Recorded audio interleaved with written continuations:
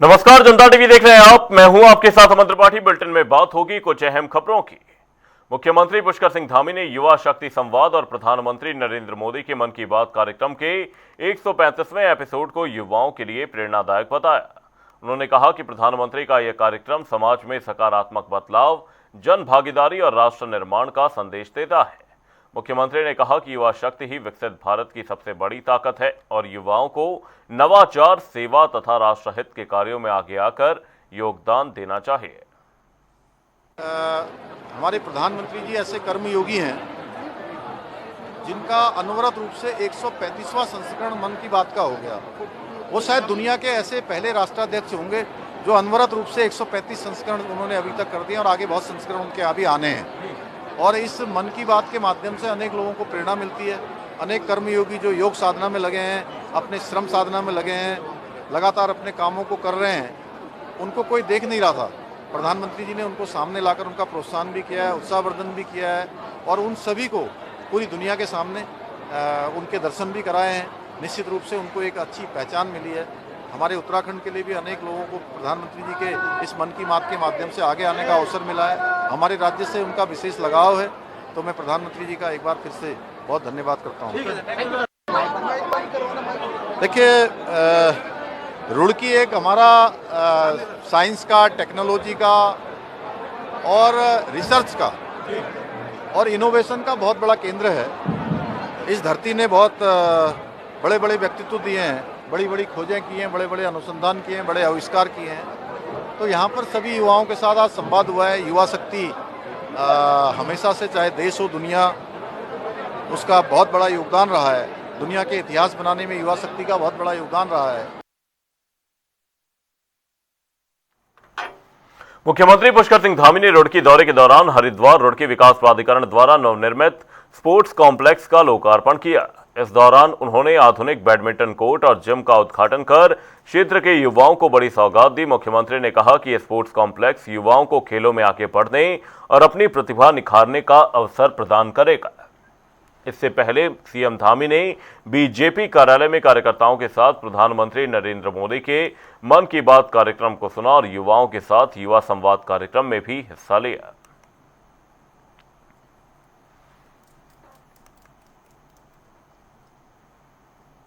रुड़की पहुंचे मुख्यमंत्री पुष्कर सिंह धामी ने सबसे पहले भाजपा कार्यालय में प्रधानमंत्री नरेंद्र मोदी के मन की बात कार्यक्रम में प्रतिभाग किया। इसके बाद वे युवा शक्ति संवाद कार्यक्रम में शामिल हुए, जहां उन्होंने युवाओं से सीधा संवाद किया। सीएम धामी ने कहा कि रुड़की विज्ञान, तकनीक और इनोवेशन का प्रमुख केंद्र है और यहां के युवाओं में अपार प्रतिभा और संभावनाएं मौजूद हैं।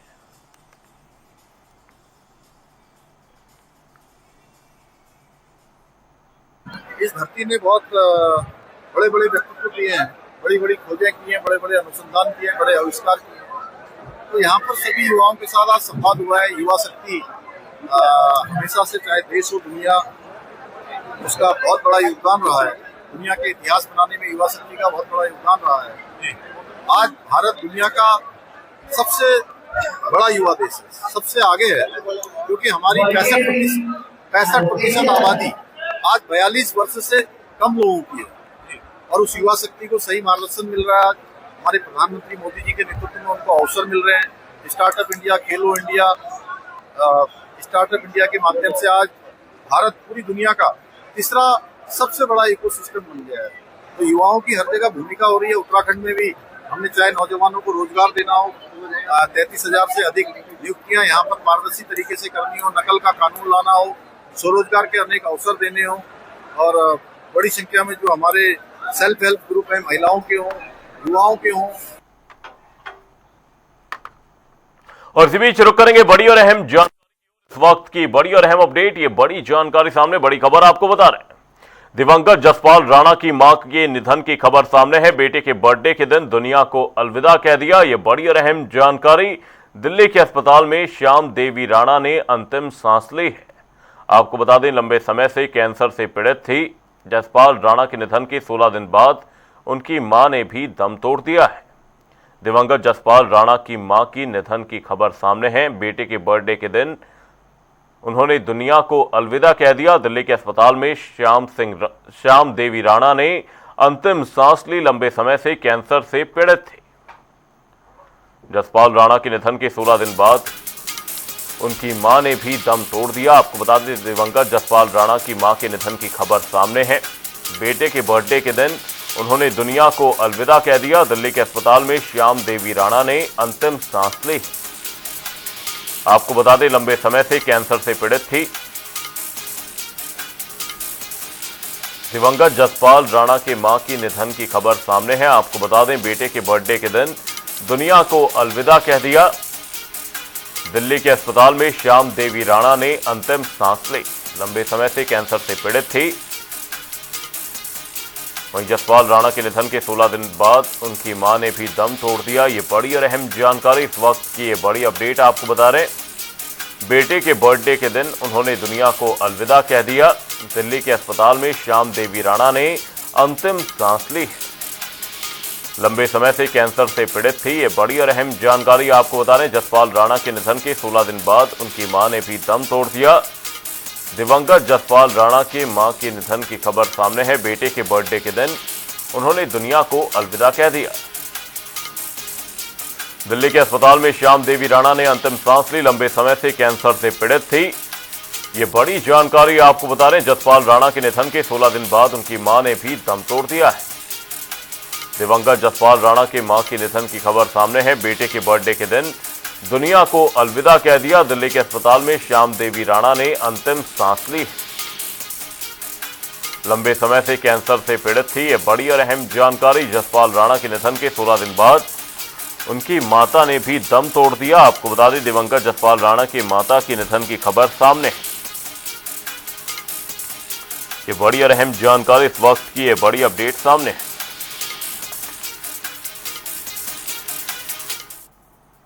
स्कूली छात्रों के लिए आयोजित एक विशेष कार्यक्रम में नेता प्रतिपक्ष राहुल गांधी के कोटा संवाद का प्रसारण बड़ी स्क्रीन पर दिखाया गया। कार्यक्रम में बड़ी संख्या में छात्र छात्राओं ने हिस्सा लिया और उनके संबोधन को ध्यानपूर्वक सुना। राहुल गांधी ने अपने संवाद में देश की शिक्षा व्यवस्था, प्रतियोगी परीक्षाओं में पेपर लीक की घटनाओं, रोजगार और युवाओं के भविष्य से जुड़े मुद्दों पर विचार रखे।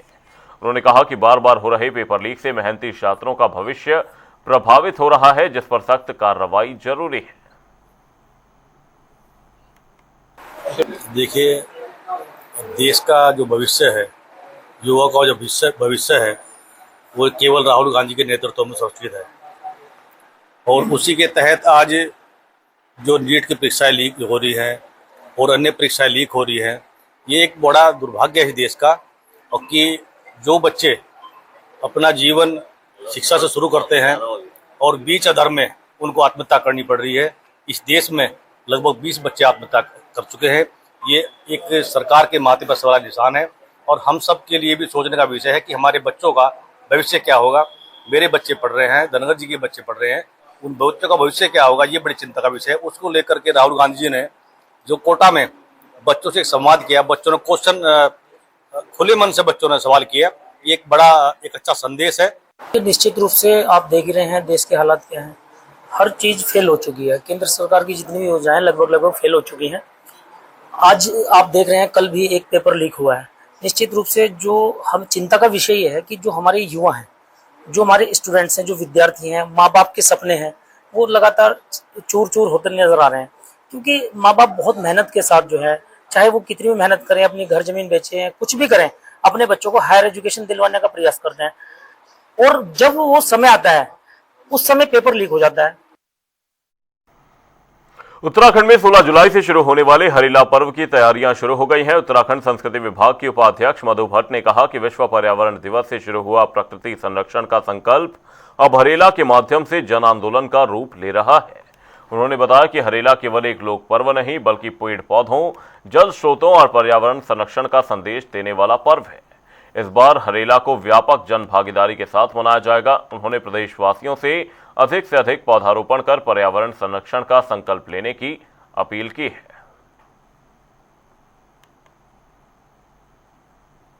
देखिए, विश्व पर्यावरण दिवस तो पूरा विश्व उसको अपने तरीके से मनाते हैं, लेकिन हमारी जो उत्तराखंड की जो देव संस्कृति है, हमारा हरेला जो हमारा पारंपरिक लोक पर्व है और हमें वर्षों से इसको मनाते आ रहे हैं।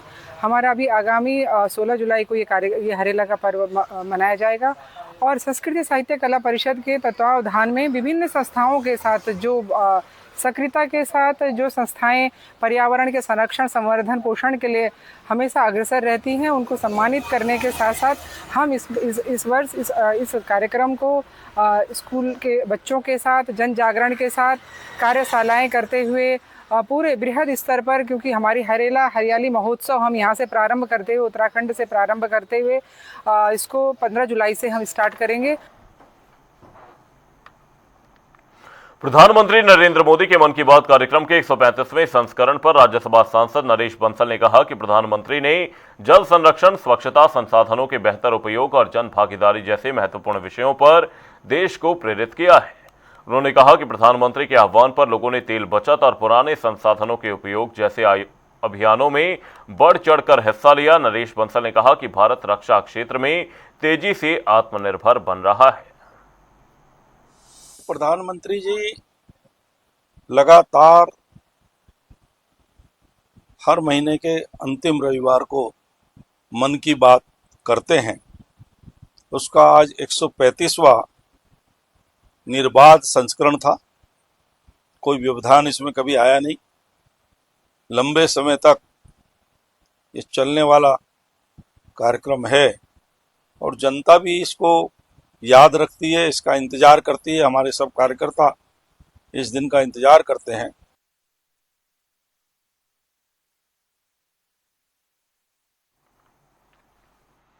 हरिद्वार पहुंचे आजाद समाज पार्टी के प्रमुख और नगीना सांसद चंद्रशेखर आजाद ने केतन हत्याकांड को लेकर सरकार से दोषियों के खिलाफ सख्त कार्रवाई की मांग की है। उन्होंने कहा, इस घटना को भुलाया नहीं जा सकता और पीड़ित परिवार को हर संभव न्याय मिलना चाहिए। आजाद ने कहा कि उनकी पार्टी पीड़ित परिवार के साथ मजबूती से खड़ी है और भविष्य में ऐसी घटनाएं ना हो, इसके लिए प्रभावी कार्रवाई जरूरी है। इसके बाद वो बड़े काफिले के साथ केतन के गांव के लिए रवाना हो गए। तो आप भी जानते हो उत्तराखंड में केतन हत्याकांड जो है वो कितना नरसस है, कितना पीड़ादायक है। जिस तरह की घटना हुई है, हमारे लोगों में तकलीफ है, भय का माहौल है। वहाँ परिवार ने हम लोगों से आग्रह किया कि हम लोग आके उनकी आवाज उठाएं। मैं एक बेटा भाई होने के नाते अपना फर्ज अदा करने के लिए जा रहा हूँ कि उस परिवार की आवाज बने और उस परिवार का मामला जो है, ये जो अन्याय उनके साथ हुआ, दोबारा किसी के साथ ना हो।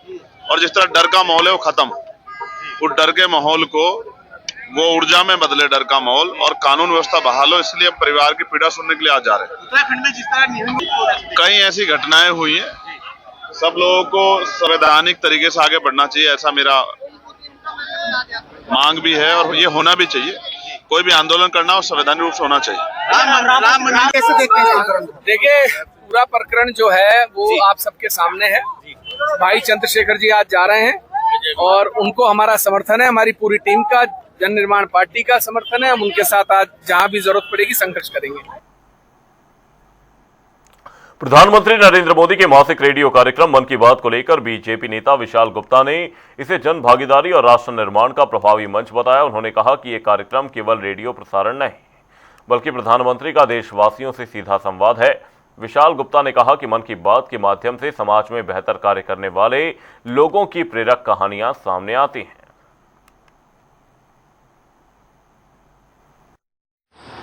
मोदी जी की 135वीं मन की बात आज हमने बूथ नंबर 6, हमारा इंद्रेश नगर है, राजपुर रोड विधानसभा का केंद्र है, 25 नंबर इंद्रेश नगर वार्ड है।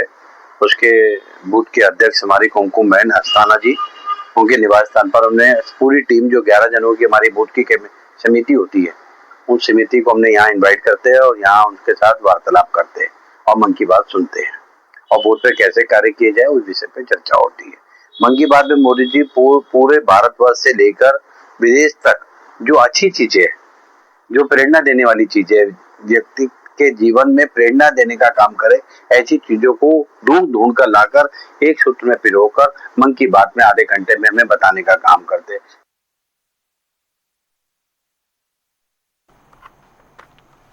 कांग्रेस की परिवर्तन संकल्प यात्रा पर बीजेपी प्रदेश प्रवक्ता कमलेश रमन ने निशाना साधते हुए कहा कि कांग्रेस की पिछली यात्राओं की तरह यह अभियान भी विफल रहेगा। उन्होंने आरोप लगाया कि कांग्रेस आंतरिक गुटबाजी और नेतृत्व संकट से जूझ रही है, जबकि बीजेपी सरकार जनता तक योजनाओं का लाभ पहुंचाने में जुटी है। सुनिए क्या कुछ कहा। तो देखिए कांग्रेस कुछ भी कर ले, क्योंकि कांग्रेस की पूर्ववर्ती भी पहले यात्राएं चली है, चाहे भारत जोड़ो यात्रा चली हो, चाहे मोहब्बत की दुकान चली हो, इस तरह की यात्राएं लगातार कांग्रेस करने की कोशिश करती है। लेकिन देश की प्रबुद्ध जनता ने हमेशा कांग्रेस को नकारने का काम किया है, क्योंकि जिस तरीके से कांग्रेस की नीति है, जिस तरह से कांग्रेस के नेता अपने आपस में ही द्वंद्व करते नजर आते हैं, तो जाहिर सी बात है कि वो उत्तराखंड के अंदर किसी भी यात्रा को चलाने का काम करे वो फेलियर साबित होंगे, क्योंकि लगातार जनता की समस्याओं का समाधान भारतीय जनता पार्टी की सरकार कर रही है। जन जन की सरकार जन जन के द्वार पहुंच रही है, लोगों को योजनाओं का लाभ दे रही है, और कांग्रेस अपनी ही राड़ में फंसी हुई है, अपने ही द्वंद्व में फंसी हुई है। विश्व प्रसिद्ध कैलाश मानसरोवर यात्रा इस साल 4 जुलाई से शुरू होगी। पहला जत्था 4 जुलाई को दिल्ली से टनकपुर पहुंचेगा और 5 जुलाई को धारचूला के लिए रवाना होगा। इस बार कुल 10 दलों में लगभग 500 श्रद्धालु यात्रा करेंगे। कुमाऊं मंडल विकास निगम KMVN ने यात्रा के लिए सभी आवश्यक तैयारियां पूरी कर ली हैं। यात्रा टनकपुर, धारचूला, गुंजी और लिपुलेख दर्रे के रास्ते कैलाश मानसरोवर तक पहुंचेगी। यह यात्रा 4 जुलाई से 16 अगस्त तक चलेगी, जबकि वापसी के दौरान श्रद्धालु अल्मोड़ा, भीमताल और हल्द्वानी होते हुए दिल्ली लौटेंगे। मानसरोवर यात्रा भी प्रारंभ होनी है, कब से शुरू होनी है और पहला जत्था जो है वो कब यहाँ से चलेगा? देखिए, मानसरोवर यात्रा दिल्ली में 30 से असेंबल होंगे जो पहले दल के यात्री होंगे, और 4 जुलाई को वो दिल्ली से चल करके टनकपुर टूरिस्ट रेस्ट हाउस में पहुँचेंगे। 4 जुलाई को रात्रि विश्राम करके 5 को सुबह वो आगे की यात्रा के लिए प्रस्थान करेंगे। कितने लोगों का दल पहले जाएगा और कहाँ स्टॉप हैं हमारे उत्तराखंड में? लगभग 50 लोगों का दल है, और पूर्व में जो कैलाश मानसरोवर यात्रा चलती थी उसमें जो भी गुंजी, धारचूला, ये जो पूर्व के जो स्टॉपेज है वही स्टॉपेज है, उसमें कोई परिवर्तन नहीं है। और 5 ऑनवर्ड्स ये यात्रा जो है प्रारंभ होगी। 2027 हरिद्वार कुंभ की तैयारियों से पहले अखिल भारतीय अखाड़ा परिषद की नई कार्यकारिणी का गठन किया गया है। श्री पंचायती अखाड़ा महानिर्वाणी के महामंडलेश्वर महंत रविंद्रपुरी को परिषद का नया अध्यक्ष, दुर्गादास जी को उपाध्यक्ष और राजेंद्र दास महाराज को महामंत्री चुना गया है। 8 अखाड़ों के बहुमत से गठित यह नई कार्यकारिणी अगले 5 सालों तक कुंभ की व्यवस्थाओं, संत समाज के मुद्दों और राष्ट्रीय विषयों पर सक्रिय भूमिका निभाएगी। संत समाज ने नवनिर्वाचित पदाधिकारियों का स्वागत कर उन्हें शुभकामनाएं दी हैं। देखिए, 13 अखाड़े हैं भारतवर्ष में। इन 13 अखाड़ों में बहुमत के आधार पे 8 अखाड़ों ने मिलकर के हमारे महानिर्वाणी के श्रीमान जी रविंद्रपुरी जी महाराज को आज पुणे से अगले 5 वर्षों के लिए वो अखाड़ा परिषद का अध्यक्ष चुना है। ब्रह्मलीन महंत नरेंद्र गिरि जी की मृत्यु के बाद अखाड़ा परिषद का गठन हुआ था, और उसके बाद ये कार्यकाल पूरा हुआ। आज 8 अखाड़ों ने बहुमत के आधार पर श्री शंभू पंचायती अटल अखाड़े में बैठ करके पुनः जो है नई कार्यकारिणी का गठन किया गया है, जिसमें 8 पदाधिकारियों के नाम आप लोगों को बताए गए हैं। श्री पंचायती अखाड़ा महानिर्वाणी से अध्यक्ष पद है, श्री पंचायती अखाड़ा बड़ा उदासीन से उपाध्यक्ष पद है, श्री निर्मोही अखाड़े से महामंत्री पद है, दिगंबर अखाड़े से मंत्री पद है। देहरादून की रिस्पना नदी के पुनर्जीवन और सौंदर्यीकरण के लिए जिला प्रशासन ने मिशन मोड में अभियान शुरू किया है। जिलाधिकारी डॉक्टर आशीष चौहान ने विभिन्न विभागों के समन्वय से विशेष टास्क फोर्स गठित करने और नगर निगम को 7 दिनों के भीतर ड्रोन सर्वे और विस्तृत एक्शन प्लान तैयार करने के निर्देश दिए हैं। प्रशासन ने इसे जनभागीदारी से जुड़ा बड़ा पर्यावरणीय अभियान बताया है। रिस्पना रिवर को लेके हम लोगों ने जो रिजुविनेशन का एक एफर्ट कुछ समय पहले स्टार्ट किया था, जिसमें मॉनसून से पहले नगर निगम और हमारे एफर्ट्स में कुछ जगह से क्लीनिंग की गई थी। इसी क्रम में आज हमारी एक फॉर्मल मीटिंग हुई और अगले 20 दिन के बाद भी हम एक और बैठक करने वाले हैं। इस संबंध में मल्टीपल एस्पेक्ट्स को कवर करने की कोशिश की जाएगी कि शॉर्ट टर्म में हम किन एस्पेक्ट्स को ले सकते हैं। आगामी विधानसभा चुनाव को देखते हुए बीजेपी महिला मोर्चा ने संगठनात्मक गतिविधियां तेज कर दी हैं। प्रदेश अध्यक्ष रुचि भट्ट ने बताया कि जिलों और मंडलों की बैठकें पूरी हो चुकी हैं और कार्यकर्ताओं को ऑनलाइन और ऑफलाइन प्रशिक्षण दिया जा रहा है। अगले 3 महीनों के कार्यक्रम के तहत जुलाई में लखपति दीदी सम्मेलन, अगस्त में महिला जनप्रतिनिधि सम्मेलन और सितंबर में सभी विधानसभा क्षेत्रों में टिफिन बैठकें आयोजित की जाएंगी। देखिए, वैसे तो हमारी जिले की बैठकें और अभी मंडल की बैठकें हुई हैं, जिसमें हम डिजिटल लर्निंग की बात कर रहे हैं। जो प्रशिक्षण अभी तक फिजिकल होता था, वो अब हमने ऑनलाइन भी कर दिया है और ऑनलाइन भी हमारी बहनें वो प्रशिक्षण ले रही हैं। दूसरे स्तर पे जो हमारे 3 महीने के अगले कार्यक्रम है, उसमें सबसे पहला महीना हमारा जो जुलाई का महीना है, उसमें हम 15 से 30 जुलाई लखपति दीदी सम्मेलन कर रहे हैं और ये सम्मेलन हम विधानसभा वार कर रहे हैं और लखपति दीदियों को हम लोग इनवाइट भी करेंगे, एसएचजी की बहनों को इनवाइट करेंगे और जिन्होंने कुछ ना कुछ अपना उद्देश्य में सफल हुई हैं, उनको हम सम्मानित भी करेंगे। केंद्रीय कानून मंत्री अर्जुन राम मेघवाल ने अयोध्या राम मंदिर में चंदे की कथित चोरी के मामले में दोषियों के खिलाफ सख्त कार्रवाई का भरोसा दिलाया है। हल्द्वानी में अधिवक्ता परिषद देवभूमि के प्रदेश अधिवेशन में शामिल होने पहुंचे मेघवाल ने कहा कि सरकार इस मामले को बेहद गंभीरता से ले रही है और जांच तेजी से आगे बढ़ रही है। मीडिया से बातचीत में केंद्रीय मंत्री ने कहा कि यह मामला करोड़ों श्रद्धालुओं की आस्था से जुड़ा हुआ है। उन्होंने बताया कि उत्तर प्रदेश के मुख्यमंत्री योगी आदित्यनाथ स्वयं पूरे प्रकरण की निगरानी कर रहे हैं और जांच एजेंसियों को निष्पक्ष और तेज कार्रवाई के निर्देश दिए गए हैं। जांच हो रही है, योगी जी बोले हैं किसी दोषी को बख्शा नहीं जाएगा। विपक्ष कह रहा है कि जो राम को लाए थे, संवेदनशील मुद्दा है भाई, और योगी जी ने बहुत स्पष्ट किया है किसी को भी बख्शा नहीं जाएगा अगर कोई दोषी होगा।